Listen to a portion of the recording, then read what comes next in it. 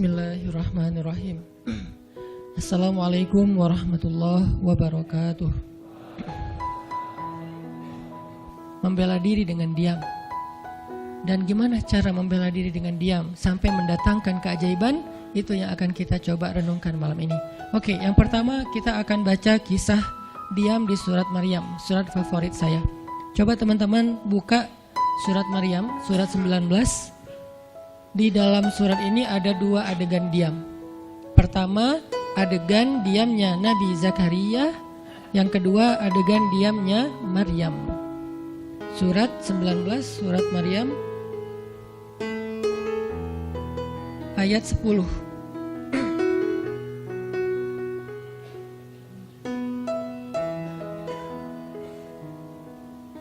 Sekaligus kita pengen belajar. Kalau kita lagi diam, pas kita dicerca, ketika kita disakiti, ketika ada masalah dengan seseorang, kalau kita diam kita ngapain? Gitu kan gitu ya? Nggak diam doang kan? Kita ngapain? Nah di sini kita belajar surat 19, surat Maryam ayat 10 dan 11. Kita tilawah bareng-bareng ya. Saya baca, habis itu teman-teman ikutin. A'udzu billahi minasy syaithanir rajim. Silakan.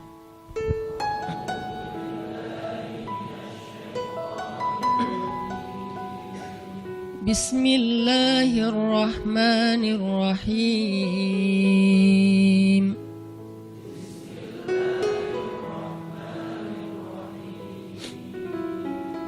Qala rabbi ij'al li ayah.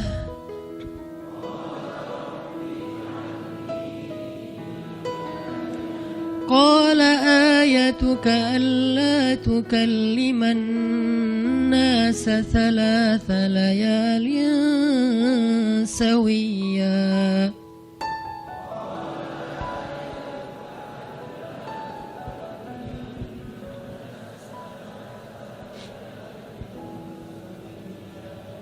فخرج على قومه من المحراب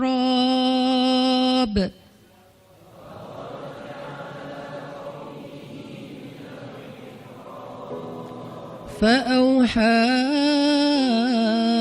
إليهم أن سبحوا بكرة وعشيا.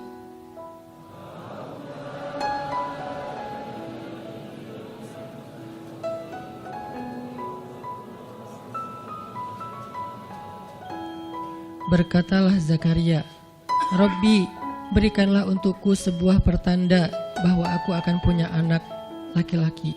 Allah berfirman, tanda-tanda bagimu adalah engkau tidak akan bisa berbicara dengan manusia selama 3 malam berturut-turut.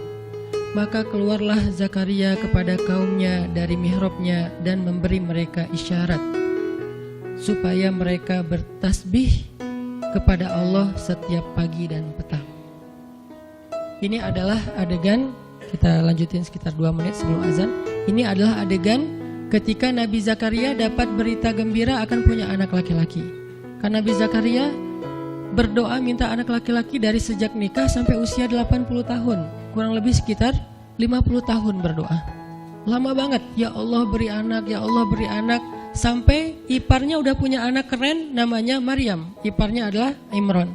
Udah punya anak keren banget, cewek, solehah, dari kecil udah beribadah di Masjidil Aqsa. Zakaria masih minta anak, ya Allah, ya Allah, ya Allah. Sampai puncaknya Zakaria ngelihat Maryam dapat makanan dari langit.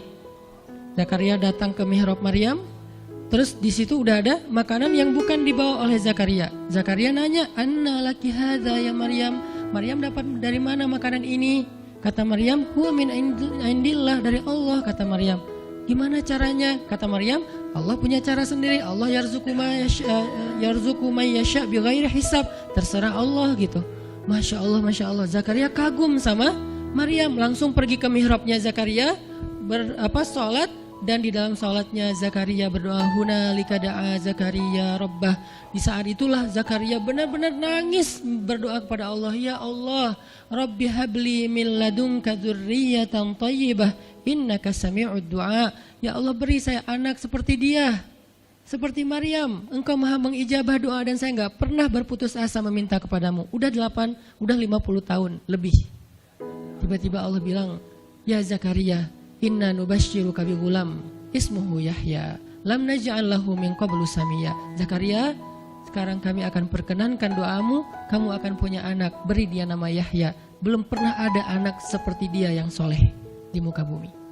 Zakaria kaget, walaupun doa, tapi beliau masih berpikir kayak, gimana caranya saya punya anak?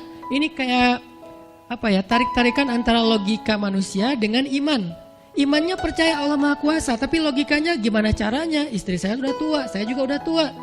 Lalu Nabi Zakaria bertanya untuk biar lebih tenang, supaya logikanya nggak ragu lagi. Kalau imannya udah mantap, tinggal logika. Zakaria tanya, beri saya ij'al li ayah, beri saya bukti tanda gimana cara saya punya anak. Kata Allah, tandanya alla tukalliman nas salasa layalin sawiya. Kamu tiba-tiba nggak bisa ngomong. Kamu sehat, kamu nggak punya masalah, tapi kamu nggak bisa ngomong. Mau ngomong tuh nggak bisa. Kamu bisa tilawah, kamu bisa zikir, tapi kamu nggak bisa ngomong. Bisa subhanallah, subhanallah, subhanallah. Bisa alhamdulillahi rabbil alamin. Nggak bisa. Jadi baca Quran, kalau ada Quran, tapi dulu kan Taurat ya. Baca Taurat bisa, zikir bisa, hayya ala sholah, kalau azan ada azannya bisa. Pokoknya semua bisa kecuali mau ngomong tuh nggak bisa. Masya Allah ya, luar biasa. Kenapa? Karena Allah pengen Zakaria zikir aja 3 hari. Jangan ngomong dengan manusia walaupun ucapannya baik kecuali zikir. Jadi kalau mau ngomong dengan manusia, subhanallah, masya Allah, alhamdulillah, bismillah. Cuman gitu doang ngomongnya. Gak bisa, lu mau kemana? Gak bisa. Insya Allah gitu. Jadi cuman bisa zikir. Saking Allah pengen Zakaria menghabiskan 3 hari sebelum Allah tunjukkan keajaiban hanya dengan berzikir. Apa poinnya di sini? Kalau kita pengen ada keajaiban dalam diam, maka isilah diam kita dengan zikrullah. InsyaAllah nanti kita lanjutkan setelah sholat isya. Bismillahirrahmanirrahim. Teman-teman semuanya, kita lanjutkan tadabbur kita terhadap ayat di surat Maryam, ayat 10 dan 11, kisah keajaiban yang diperoleh oleh Nabi Zakaria alaihissalam. Dengan Allah anugerahkan untuk beliau anak yang super duper keren luar biasa yang bernama Yahya alaihissalam. Dan salah satu cara Allah subhanahu wa ta'ala mendidik Nabi Zakaria untuk menjemput keajaiban itu adalah Allah menyuruh Zakaria untuk diam dan mengisi diamnya dengan zikratullah bukratan wa asiyya, mengingat Allah pada waktu pagi dan pada waktu petang. Artinya diisi dengan zikir. Dan waktu itu Nabi Zakaria menurut ulama tafsir, beliau tidak cacat lisannya, benar-benar bisa ngomong. Hanya tidak bisa bicara dengan manusia tapi bisa berzikir. Jadi beliau bisa zikir, bisa mengucapkan kalimat-kalimat Alkitab yaitu Taurat. Beliau bisa membaca ayat-ayat Allah, beliau bisa mengucapkan kalimat bismillah dan seterusnya, tapi nggak bisa ngomong dengan manusia. Dan itu terjadi selama 3 malam. Dan akhirnya setelah 3 malam, Nabi Zakaria tiba-tiba dapat berita gembira kalau istri beliau hamil. Ini pelajaran penting banget buat kita. Kalau ini pernah berlaku terjadi kepada Nabi Zakaria, keajaiban dengan cara kayak gini, maka ini juga akan terjadi kepada kita. Itulah alasan kenapa kisah tersebut direkam dalam Al-Quran, supaya dia menjadi pelajaran hudan lil muttaqin. Itu kenapa Allah katakan Al-Quran hudan lil muttaqin, petunjuk bagi orang yang bertakwa, orang yang pengen memperbaiki diri, orang yang pengen dapat solusi. Muttaqin, orang yang pengen wa may yattaqillaha yaj'al lahu makhraja, dapat jalan keluar. Wa yarzuqhu min haitsu la yahtasib, dikasih rezeki yang enggak terduga-duga. Wa may yattaqillaha yaj'al lahu min amrihi yusra, diberikan kemudahan. Wa may yattaqillaha yaj'al lahu yukaffir anhu sayyi'atihi, dihapuskan semua dosa. Wa yu'zim lahu ajra, dikasih reward yang berlipat-lipat. Maka siapa yang pengen dapetin keajaiban-keajaiban orang bertakwa itu, maka jadikanlah Al-Quran sebagai petunjuknya, hudan lil muttaqin.